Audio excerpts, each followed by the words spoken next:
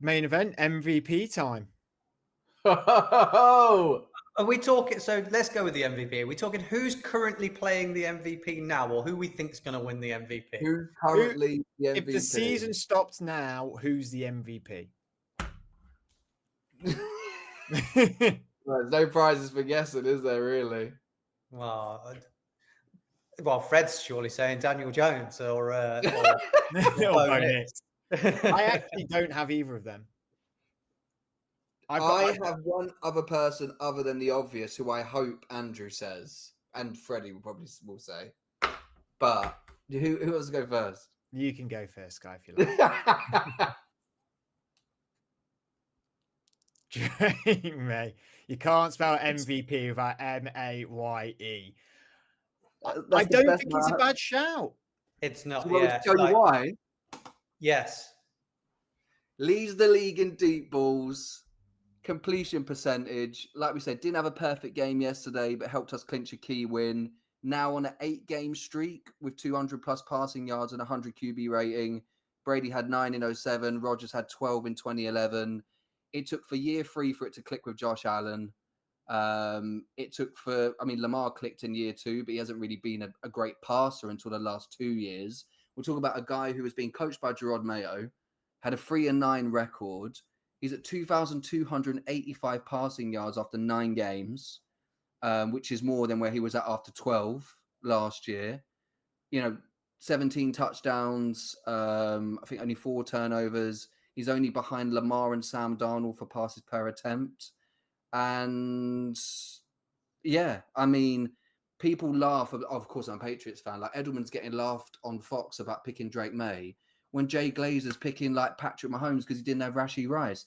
Drake May's throwing to a Stephon Diggs who was wrote off before the season. Butte, who everyone forgot that he actually was good at LSU. He was great. But everyone wrote off the receiving core, and he's made it work with different people each week. So MVP May, baby. There we go. That sounds like, Andrew, you're on board. Completely on board with that. At this point in the season, I can't disagree with any of that. I think he at the minute, there was him and another guy. One guy. That I thought was playing that. But it's tough with this because I never look at it of who's playing MVP right now. I look at it of who's going to win it.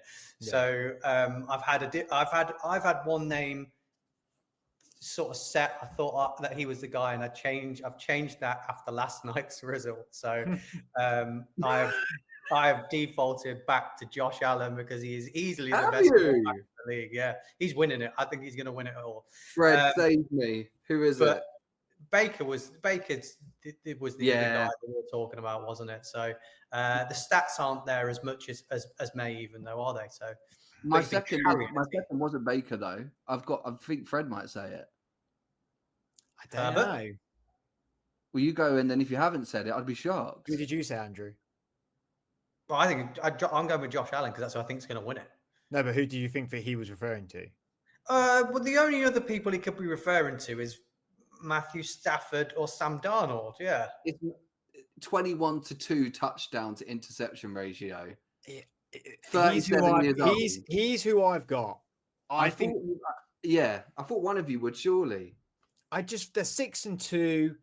He's top in touchdowns, only 2 picks, first in yards per game, 268. I mean, he's top 10 in all of the stats, and look how old he is. Like there's injuries there. Like he's using a lot of, he's using a lot of different sets in terms of like different tight ends, and there's a lot of young tight ends there as well.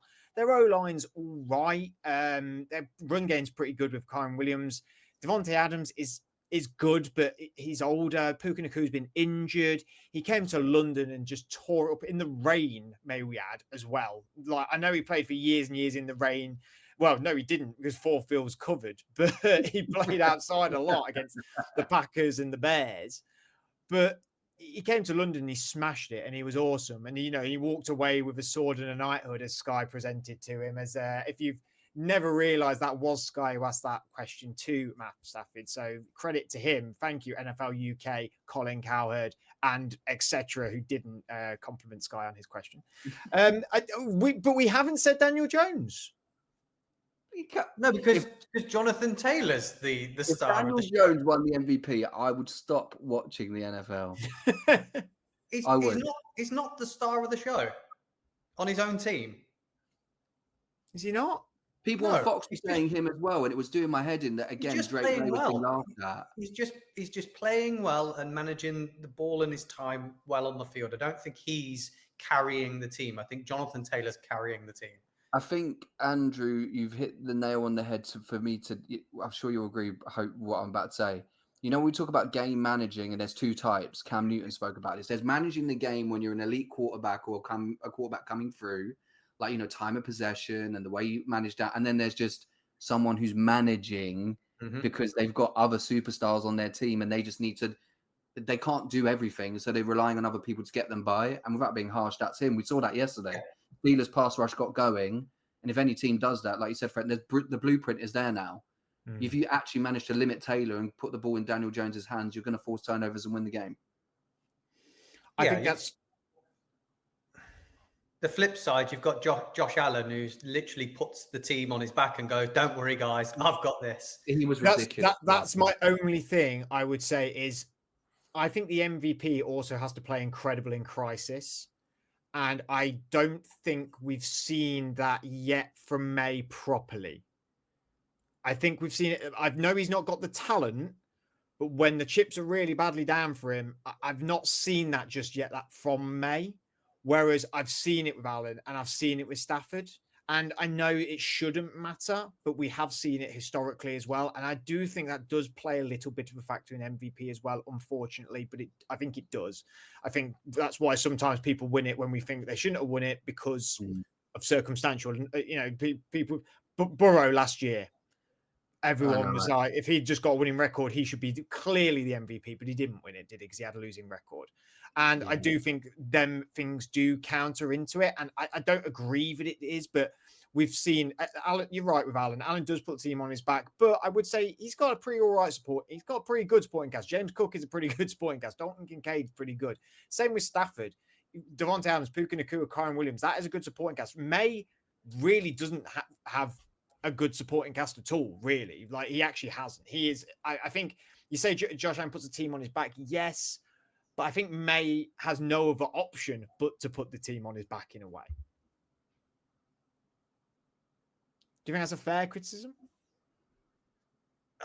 What are you saying? You only said Kincaid, really, for, you know, a tight end.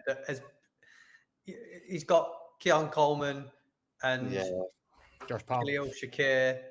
I think Josh Allen's just embraced it now. He's like the savior of Buffalo. Yeah. If he gets them a Super Bowl, like, he, you know, free drinks forever, basically. One discussion that I heard on a show that all three of us listened to, which is Colin Howard's show, was about the sort of Hall of Fameness of Matthew Stafford, which I think all three of us would agree is going to the Hall of Fame.